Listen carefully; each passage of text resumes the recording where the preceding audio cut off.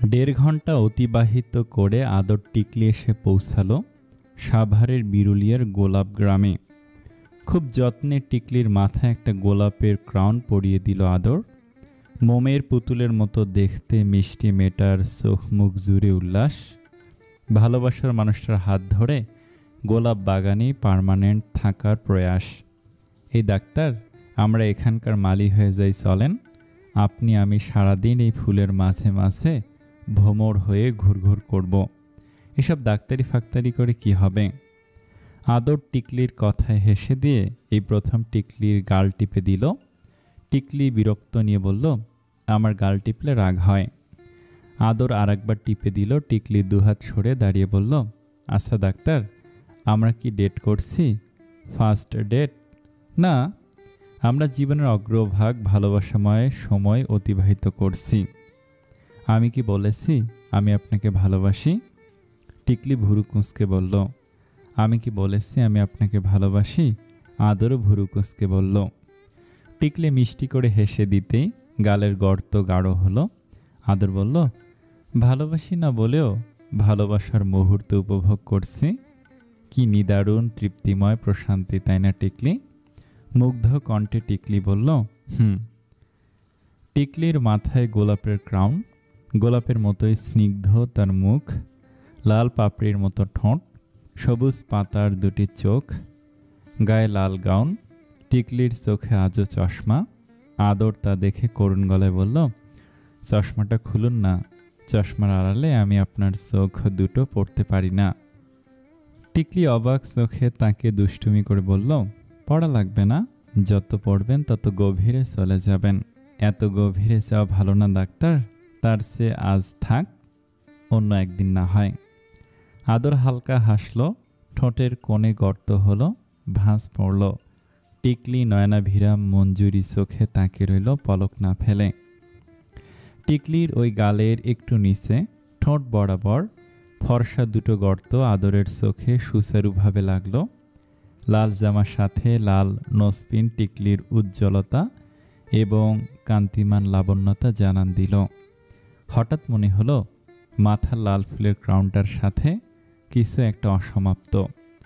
অনেক দিন আগে মনের অবচেতনে পোষা কথা আদর আজ বিহ্বল, বিমুগ্ধ, বিবশ গলায় হুট করে বলে ফেলল, আপনি কি জানেন আপনার এই কপালের দুপাশ থেকে শুরু হওয়া দুগাছি চুলের ভাঁজে টিকলি পড়লে কত সুন্দর লাগতো? বলতে নেই, তবে আমি কল্পনা করি তখন আমার আপনাকে খুব আদর করতে ইচ্ছে করবে। টিকলির মুখ রাঙা হলো, লজ্জায় মুখ লুকালো, অন্যদিকে চোখ ফিরিয়ে ঠোঁট টিপে হেসে ফিসফিস করে বলল, লাগাম ছাড়া হয়ে যাচ্ছেন ডাক্তার। একটুও না, আমি সত্যি কথা বলতে পছন্দ করি। আদর আবার বলল ফিসফিস করে। আদর করা বলতে কিন্তু শুধু ঘনিষ্ঠতায় বুঝায় না টিকলি। এই যে একটু আগে আমি আপনার তুলতুলে গাল দুটো টিপে দিলাম, এটাও কিন্তু আদর। আদরের ভয়ঙ্কর আদর, বুঝলেন মিস টিকটিকি? টিকলি চোখ বন্ধ করল, শরীরে শিহরণ জাগল, কম্পন টের পাওয়া গেল। দুজন দুজনকে ভালোবাসি না বলেও ভালোবাসার বাক্য বিনিময় হলো। দুজন দুজনকে স্পর্শ না করেও দৈবাত ক্রমে এতটা ভালোবাসার উদয় হলো। দুজন খুব করে মনে মনে বলল, কখনো যেন অস্ত না যায় এই ভালোবাসা, কারণ নজর না পড়ুক। টিকলি চোখ বন্ধ রেখে স্তব্ধ কানে শুনছিল। আদর বলছিল, বন্ধ চোখের পাতায় লিখে রাখবেন আমার নাম, মনের গহীনে রেখে দিলাম আমার চিঠির খাম। টিকলি উপভোগ করলো, খুব করে উপভোগ করে ছলছল নয়নে তাকালো। খানিক বাদে ধীর নেশাক্ত গলায় বলল, চিঠি কোথায় ডাক্তার? এই যে আমার বুক পকেটে। কোথায় দেখি? খুঁজে পাবেন না তো? খুব লুকিয়ে চুরিয়ে রাখি, শুধু আমার হয়েই থাকে। আমাকেই ধরা দেয়, একমাত্র আমি অনুভব করি, আর কারোর সামনে নিজ অস্তিত্বে বিরাজ করে না। এটা কেমন হলো ডাক্তার? চিঠিটা আমার জন্য না? বুক পকেট কি আমার জন্য না? টিকলি ঠোঁট উল্টে প্রশ্ন করল। আপনার জন্যই তো, এর জন্যই তো লুকিয়ে রাখি। কাউকে দেখানো সম্পূর্ণ নিষেধ, এমনকি আপনাকেও। খুব আত্মগোপনে থাকে সে, একটু 19-20 হলেই রেগে বোম। সাংঘাতিক তো, আমার সম্পদ অথচ আমাকেই দেখাতে চাচ্ছে না।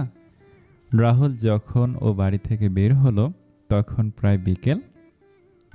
বর্ষণ মন্দ্রিত অন্ধকারেও যেন চারিপাশে ফুটে উঠেছে অন্যরকম রোশন। মেঘ মাখানো অন্ধকার থাকতে থাকতেই চোখ মুখ বন্ধ করে ঝুম বৃষ্টি নেমে পড়ল। এদিক ওদিক একটা রিস্কাও খুঁজে পাওয়া গেল না। অশনি ক্ষীণপ্রভা বৃষ্টি থেকে বাঁচতে রাহুল একটা দোকানের ছাউনির নিচে আশ্রয় নিল। বন্ধ দোকান, সামনের দুটি খালি ব্রেঞ্চ, বাঁশ দিয়ে ঠেকে রাখা ওপরে টিন। প্রায় আধা ঘন্টা যাবত দাঁড়িয়ে থেকেও যখন কোনো রিকশার দেখা পাওয়া গেল না, রাহুল তখন ঝুম বৃষ্টি মাথায় নিয়েই নেমে পড়ল রাস্তায়। ঘন ঘন বিকট আওয়াজে তড়িৎ হচ্ছে। রাস্তার এক ধার দিয়ে কাক ভেজা হয়ে ফিরছিল রাহুল। 2 ঘন্টা পর তার একটা টিউশনি আছে। এখান থেকে বাসায় পৌঁছাতেই লেগে যাবে 1 ঘন্টা। তার ওপর নিঝুম বৃষ্টি। রাহুল ধীর পায়ে হেঁটে চলল। টিউশনিতে যাওয়ার নিয়মটা হঠাৎ আজকে একটু অনিয়মিততে পরিণত করতে ইচ্ছে হলো। বৃষ্টির পানির সাথে দুর্লভ চোখের পানি ভাসিয়ে যেতে লাগলো নিজের গন্তব্যে। কি জোরে জোরে বিদ্যুৎ চমকাচ্ছে। আস্থা, এই বজ্রপাতে তো সে মরেও যেতে পারে আজ। হতে পারে না? হতেই পারে। Nothing is impossible for environment. সুদূর প্রসারী অবাঞ্ছিত ভবিষ্যৎ ভাবার কালে কারোর ডাক পড়ল। বৃষ্টির আওয়াজে স্পষ্ট শোনা গেল না। রাহুল ঝাপসা চোখে তাকালো। ভেজা চুলগুলো লেপ্টে ছিল কপালের সাথে। হাত দিয়ে মুখের পানি মোছার ব্যর্থ চেষ্টা করে রাহুল ভালোভাবে তাকালো। অমনি ওর সামনে এসে দাঁড়ালো একটা রিকশা। নীল পলিথিনের নিচে ভেজা ঝপঝপে একটা মিষ্টি মেয়ে, মুখে শীতল হাসি। রাহুল ঠিক ঠাহর করতে পারল না মেয়েটাকে। সচেতন চোখে তাকিয়ে থাকতে মেয়েটা হাত বাড়িয়ে হাই করে চিৎকার করে বলল, এই বৃষ্টিতে ভিজে কোথায় যাচ্ছেন? বৃষ্টির বিকট শব্দ ভেদ করে রাহুলও চিৎকার করে বলল, আপনাকে তো চিনলাম না। আমি নিভা, ভুলে গেছেন? কোন নিভা? টিকলি টায়ারের ফ্রেন্ড, ওই যে দেখা হলো। রাহুল চিনতে পেরেও পারেনি এমন অবহেলা সুরে বলল, ও বৃষ্টিতে ভিজছেন কেন? ঠান্ডা লাগবে না? না, আমারও তো অসুখ বিসুখ হয় না। কি বললেন? জোরে বলুন। আচ্ছা, উঠে আসুন রিকশায়। এই পথে এখন আর রিকশা পাবেন না।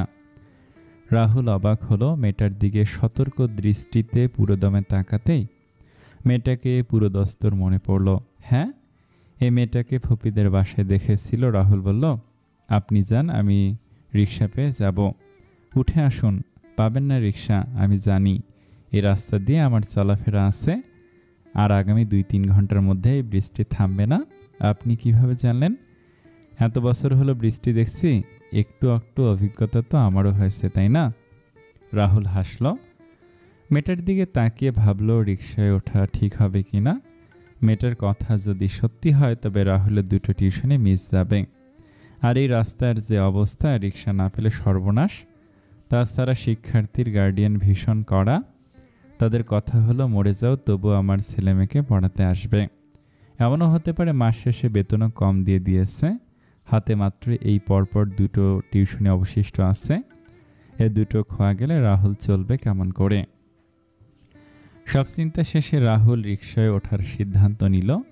রিকশার জায়গা খুব বেশি চাপা হওয়ায় রাহুল হুট করে ফেলে দিল। নিভা ব্যস্ত গলায় বলল, আরে করেন কি? ভিজে যাব তো। এভাবে ভিজেই যদি যাই তবে হাঁটাই ভালো ছিল। রাহুল এক পলক তাকে ওপর থেকে নীল পলিথিনটাও সরিয়ে রিকশাওয়ালার মামার হাতে ধরিয়ে দিল। নিভা পুরোদস্তর ভিজে যেতেই রাহুল বলল, রিকশার জায়গা চাপা। রিকশার জায়গা চাপাই থাকে। আপনার কি খুব অসুবিধা হবে? অসুস্থ হয়ে পড়বেন? না, মুখে না বললেও নিভা জানে আজ রাতেই তার হালকা পাতলা জ্বর উঠবে।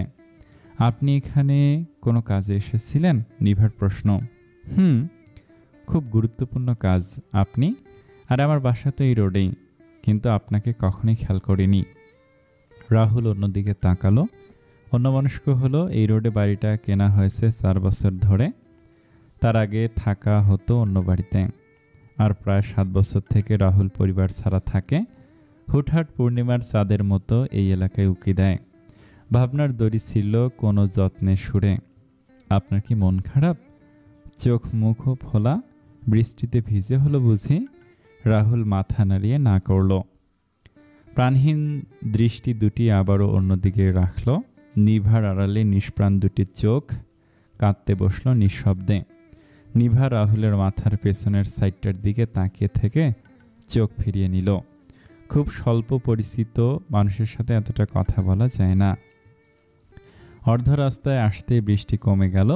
রাহুল আকস্মিক বলল, মামা দাঁড়ান। রাহুল নেমে পড়তে নিভা বিস্ময়সূচক দৃষ্টিতে তাকিয়ে থাকল।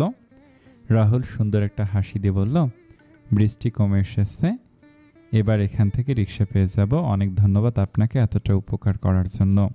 ভাড়া দিয়ে অপমান করলাম না। বিস্ময় থেকেই নিভা মাথা নাড়ালো। হঠাৎই বোধ হলো লোকটা ঠোঁট কাটা, সাথে স্ট্রং পার্সোনালিটি। মামা ওনাকে ওনার স্থানে নিয়ে যান। রিক্সা চলতে শুরু করলো।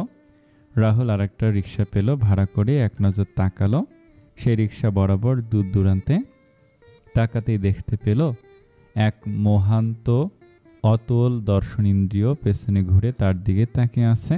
সে তাকাতেই সরিয়ে নিল অভিলাষী সেই নয়ন। মাঝে কেটে গেল 2-3 দিনের মতো। খাবার পর ফোন হাতে ঘরে বসেছিল টিকলি। আদরের নাম্বারটাতে ডায়াল করতে পাশ থেকে দেখতে পেল টায়রা। সু মেরে ফোনটা নিয়ে এক দৌড়ে বারান্দায় যেতে যেতে তার স্বরে চেঁচিয়ে বলল, আমি কথা বলবো, আজকে আমি কথা বলবো। টিকলিও বোনের পেছন পেছন ছুটল। ফোন নিয়ে কাড়াকাড়ি করতে ওপাশ থেকে ফোন ধরে বসা হলো। টায়রা ফিসফিস করে বলল, চুপ থাক। ফোন কানে নিতে নিতেই টায়রা টেনে বলল, হ্যালো দুলা ভাই, কী খবর? গোপনে গোপনে পীড়িত করে ফেললেন? এখন আবার গোপনে গোপনে কথাও আদান প্রদান হচ্ছে। বলি, সারাদিন কি শুধু বউয়ের খবর নিলেই চলবে? শালির দিকে একটু নজর দিতে হবে না? এত সুন্দর শালি আপনার। টিকলি টায়রার হাতে সিমটি কাটল। টায়রা হাত ঝাড়া মেরে দূরে সরে দাঁড়িয়ে আবার বলল, কি? শালির কণ্ঠ শুনতে না শুনতে মুখের বুলি হাওয়া। ভয় পেলেন নাকি? আরে ভয় পাচ্ছেন কেন? আমি সব জানি। আমি আপনাদের সিকিউরিটি গার্ড, বুঝলেন? এই যেমন ধরেন, টিকলি আপনার সাথে কথা বলছে, কিন্তু ঘরে কখন আব্বু আম্মু আসে তার দেখার দায়িত্ব আমার। বিভিন্নভাবে কথা কাটিয়ে টিকলিকে বিয়ের জোর ঝামেলা থেকে বাঁচিয়ে দেওয়ার দায়িত্ব আমার। এক কথায় আমি আপনাদের হেল্পিং হ্যান্ড। তো এত পরিশ্রম করি আপনাদের জন্য, আর বিনিময়ে শালিকাকে তো কিছু দেওয়া উচিত। ফাও দুলাভাই একদম গ্রহণযোগ্য নয়।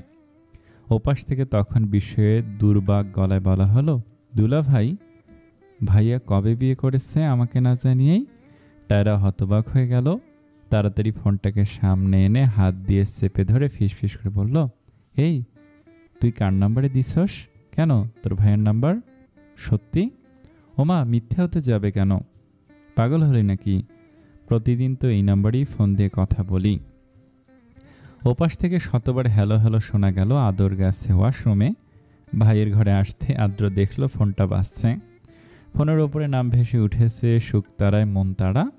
আগে ছিল শুধু মনতারা, কিন্তু এখন আবার শুকতারাও লাগানো হয়েছে। কৌতূহলবশত ফোনটা রিসিভ করতে অজানা সব তথ্য পাওয়া গেল। অবাকতায় বশীকরণ হয়ে যাওয়া হলো যখন টিকলির নামটা কর্ণগোচর হলো। আদ্র আবার বলল, ভাইয়া টিকলিকে বিয়ে করেছে টায়রা? টায়রা চমকালো, আয় হায়, এ বেটা তো টায়রাকে চিনে ফেলেছে। এবার কি হবে?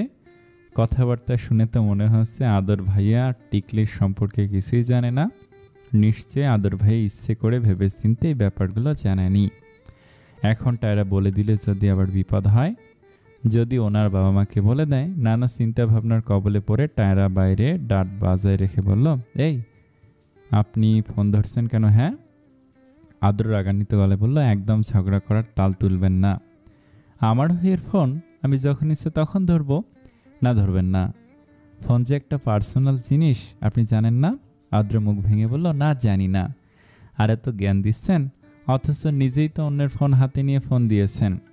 টায়রা চোখ বড় বড় করে থেমে থেমে বলল, আপনি বেশি জানেন আমি কার ফোন থেকে ফোন দিয়েছি? ভাইয়ার ফোনে নাম্বার সেভ করা শুকতারার মনতারা দিয়ে।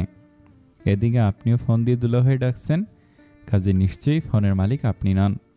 আপনার সাথে তর্ক করে কে?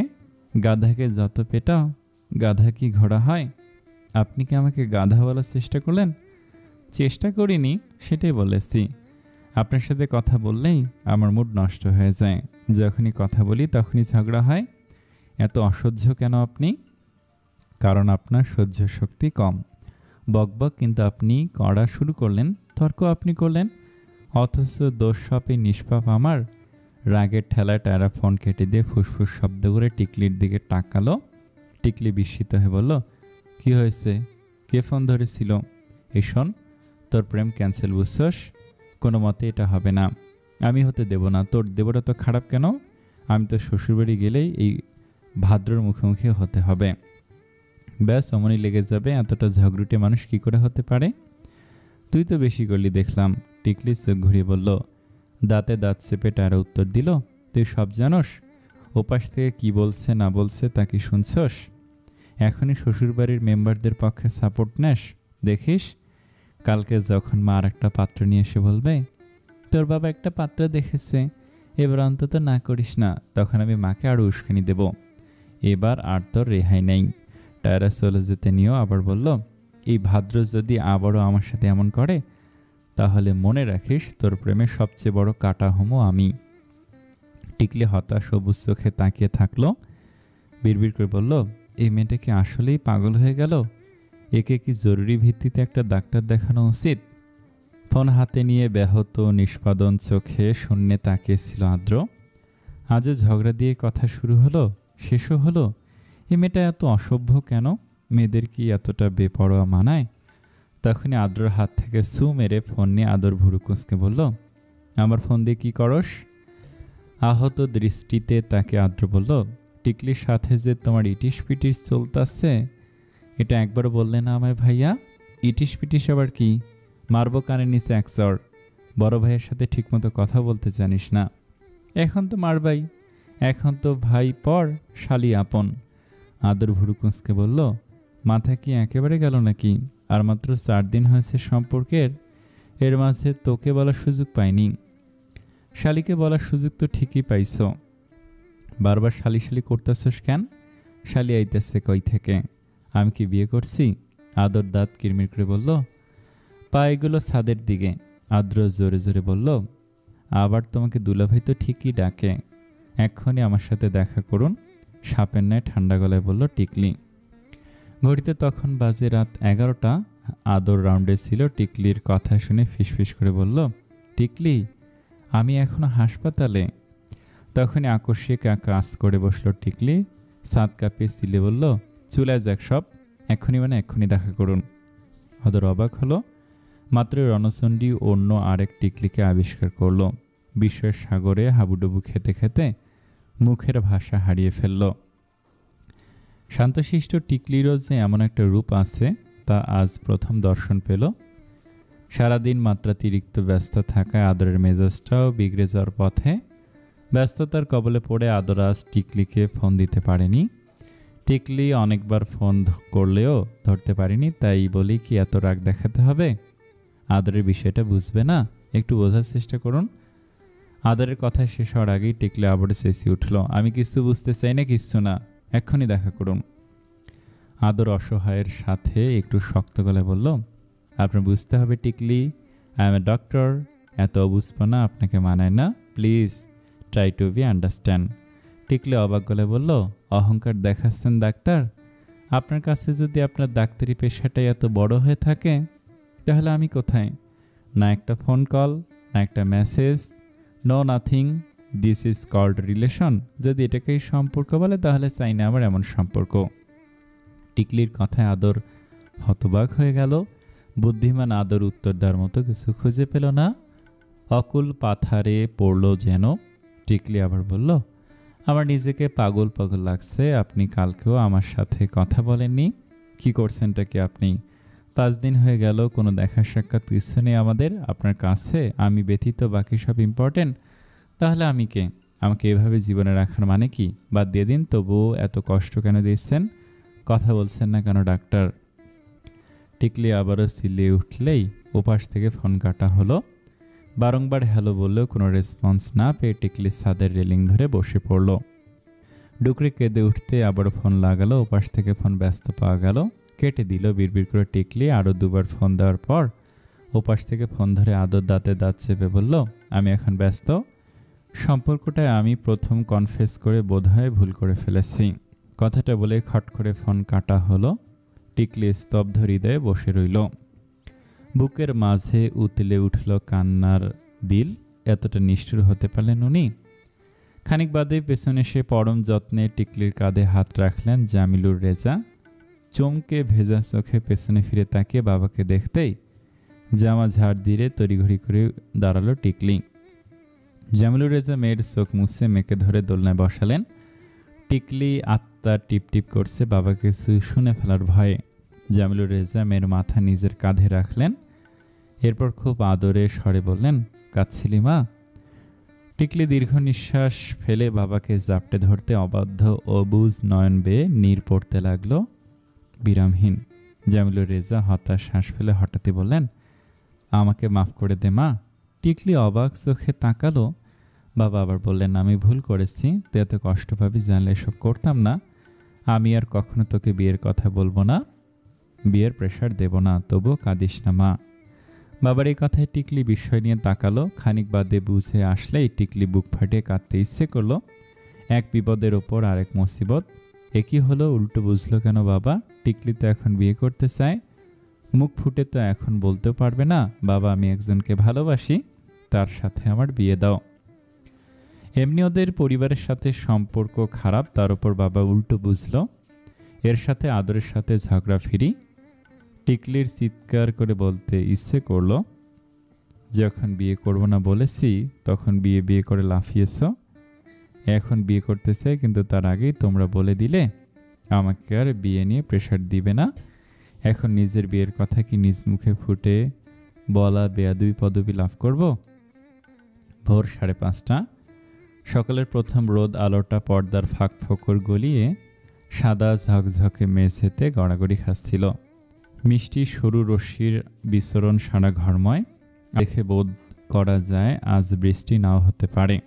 তবে আষাঢ় মাস, এখন বৃষ্টি নিয়ে কোনো গ্যারান্টি দেওয়া যায় না। ফজরের নামাজ পড়ে চোখ লেগে আসতে না আসতেই টিকলির ফোনটা বিকট আওয়াজে চেঁচিয়ে উঠল। আধো চোখ খুলে ফোনের দিকে তাকাতেই চোখের সামনে ভেসে উঠল বাদর ডাক্তার নাম। টিকলি ফোন কেটে দিয়ে উল্টো করে রাখলো। একটু পর আবারও বাজা শুরু করলো। নিজের মতোই কেটে গেল। আবার বিকট শব্দে বাজতে ঘুমু ঘুমু অবস্থায় বিরক্তি নিয়ে টায়রা মাথার পাশ থেকে কুশন ছুঁড়ে মারলো ফোনের ওপর। যার পর নাই গলায় বলল, ফোনে কাছার মেয়েরা ভাঙে ফেলবো, এখন ধরস না কেন? তোর আশিক ফোন দিতে দিতে মরে গেল তো। টিকলি ততক্ষণে উঠে বসেছে। টায়ারের দিকে তাকিয়ে রাগী স্বরে দাঁতে দাঁত চেপে বলল, আশিক আবার কি? ভাষা ঠিক হবে না তোর, বেয়াদব। ফোনটা আবার বাজতে শুরু করলো। আরও 2-3 বার বেজে বেজে কেটে যাওয়ার পরও ধরা হলো না। তবু ফোনের কোনো ক্লান্তি নেই। আবারও বেজে উঠল। টিকলি অসহায় টলমলে চোখে তাকিয়ে ফোন রিসিভ করলো। ওপাশ থেকে ব্যস্ত গলায় কেউ বলল, আধ ঘন্টার মধ্যে নিচে নামুন, উইথ ব্ল্যাক শাড়ি। টিকলি অবাক হলো, অতিমাত্রায় রাগ নিয়ে বলল, ফোন কেন দিয়েছেন? আদর ক্লান্ত গলা ঠেলে দিয়ে বলল, প্লিজ টিকলি নামুন, আমি ভীষণ ক্লান্ত, সারা রাত ঘুমাইনি। আদরের অসহায় গলা শুনে টিকলি থেমে গেল। চোখের পাতা জোড়া ছলছল করে উঠল। চোখ বন্ধ করে কান্না আটকানোর চেষ্টা করে রুদ্ধশ্বাসে বলল, শাড়ি পরতে পারবো না, আমি শাড়ি পরতে জানি না।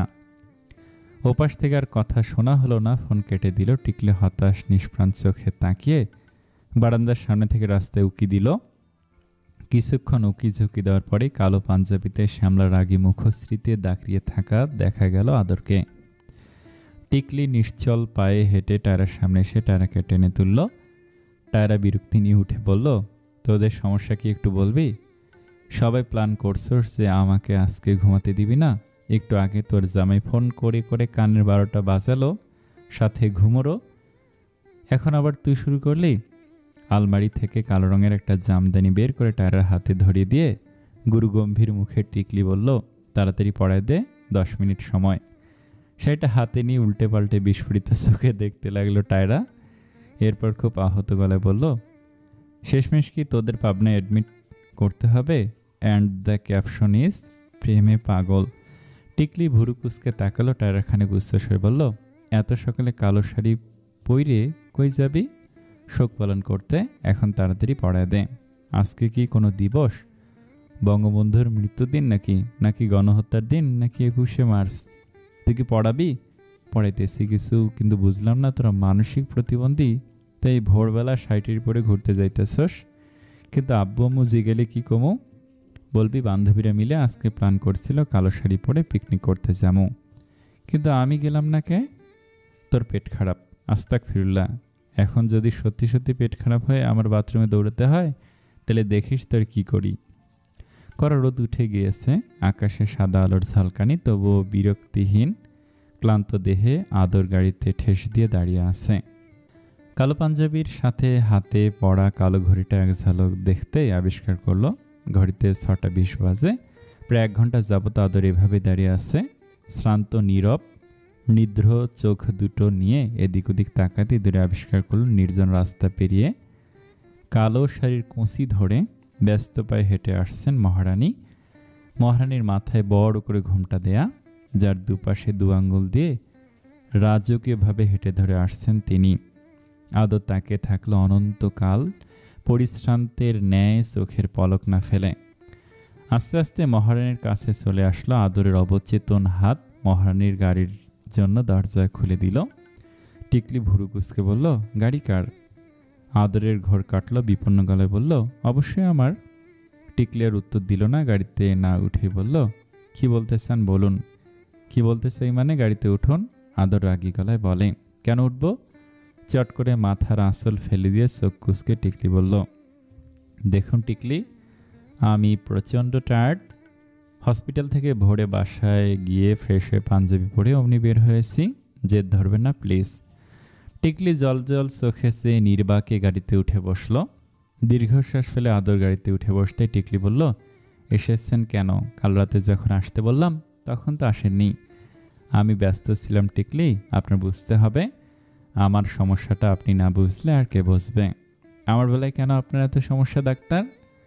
আপনি এত অবুঝের মতো কথা বলছেন কেন টিকলি? ঠিক আমি অবুঝ, তো এই অবুঝের সাথে থাকা যায় না। আপনি বরং এক কাজ করুন, খুব বুঝমান কাউকে খুঁজে নিন। এ বলে টিকলি দরজা খুলে নামতে ধরলো। আদর তড়িঘড়ি করে হাত চেপে ধরে টিকলিকে টেনে দাঁতে দাঁত চেপে বলল, সমস্যা কি? হ্যাঁ, আপনার জন্য এই ভোরবেলা আমি না ঘুমিয়ে ছুটে এসেছি, আর আপনি তেজ দেখিয়ে যাচ্ছেন। ব্যস্ততা থাকলে কি আমার দোষ? ব্যস্ত থাকতে কি আমার খুব ভালো লাগে? আর অন্য কাউকে খুঁজে নেব মানে কি? কালকে এ কথা বলেছেন, এ কথা শুনেই তো আমি ফোন কেটে দিয়েছি। জানেন, সারা রাত একটা কাজে আমার মন বসেনি। শুধু নিজের দিকটা ভাবেন, আমার উপর যে কতটা প্রেশার যায় তা নিয়ে বিন্দুমাত্র মাথা ব্যথা নেই আপনার। আদর হাত ঝাড়া মেরে ছেড়ে দিয়ে নিজের সিটে বসে চোখ বন্ধ করলো। নিজের হাত ধরে টিকলি বসে থাকলো। খুব আড়ালে কাজল রাঙা চোখ দুটো থেকে কয়েক ফোঁটা পানি পড়ে গেল। চুরি গেথে ফর্সা হাত লাল হয়ে যাওয়া হলো। নিঃশব্দে থেকে হঠাৎ ডুকরে কেঁদে উঠল টিকলি। আদর চোখ খুলে আহত দৃষ্টিতে তাকালো। এ মেয়েটার হয়েছেটা কি? আদর মেয়েটার মনের হাবভাব কিছুতেই ধরতে পারছে না। এই একটু আগে তেজ দেখালো, এখন আবার কান্না। কি মুশকিল? আদর ক্লান্ত গলায় বলল, আপনি নাকি কাঁদেন না টিকলি, তবে এখন কেন কাঁদছেন? একটু বকাও কি সহ্য করা যায় না?